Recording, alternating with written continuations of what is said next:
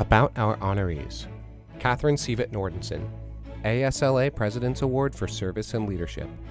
Catherine SEAVITT Nordenson's distinctive teaching methodology encourages her graduate students to push beyond a site's limits to realize its full potential for landscape aesthetics and social-ecological capacity in the urban realm, as well as to grapple with the most difficult and pressing environmental issues of our time. Students who come here are really driven by the public mission. What I try to do in helping them realize their ideas and their dreams is to really probe things that they care about deeply, everything from climate change to the equity in public spaces to social justice issues, and to think about how those things can become realized in the world, how they can communicate their ideas through drawings, through modeling, and enable them to present these changes to the world and become something really spectacular. Catherine's City College MLA students have received numerous national and international awards for their studio and thesis work. As founder of the award-winning annual landscape architecture journal, Plot, Catherine continues to transmit her students' visions into a wider realm. She would definitely encourage us to explore different processes.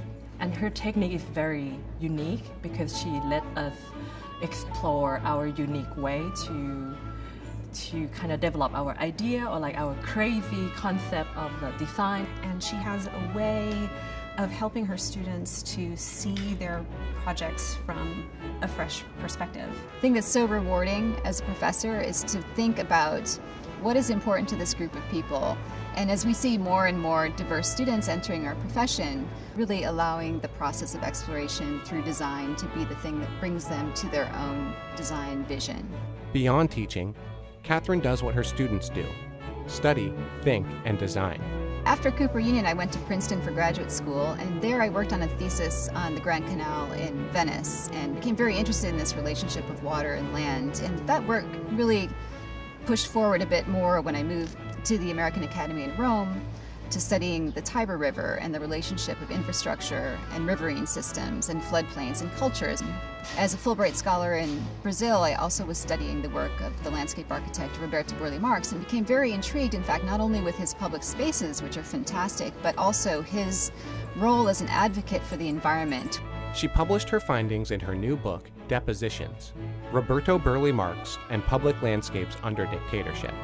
I was awarded with my husband, Guy Nordenson, and Adam Yarinsky, an architect, the Latrobe Prize from the Fellows of the American Institute of Architects. And we wanted to look at the Upper Harbor of New York to think about how that place as a body of water, but also a kind of center of a region, would be impacted by future sea level rise and the increased risk of storm surge. That work really developed as the foundation for an exhibition at the Museum of Modern Art called Rising Currents, which actually took the plan we had developed for the Upper Harbor and divided it into sections. We had different teams of young architects work on different sections of the plan that was already pushing forward this idea that natural systems can do something quite powerful that in fact concrete really can't.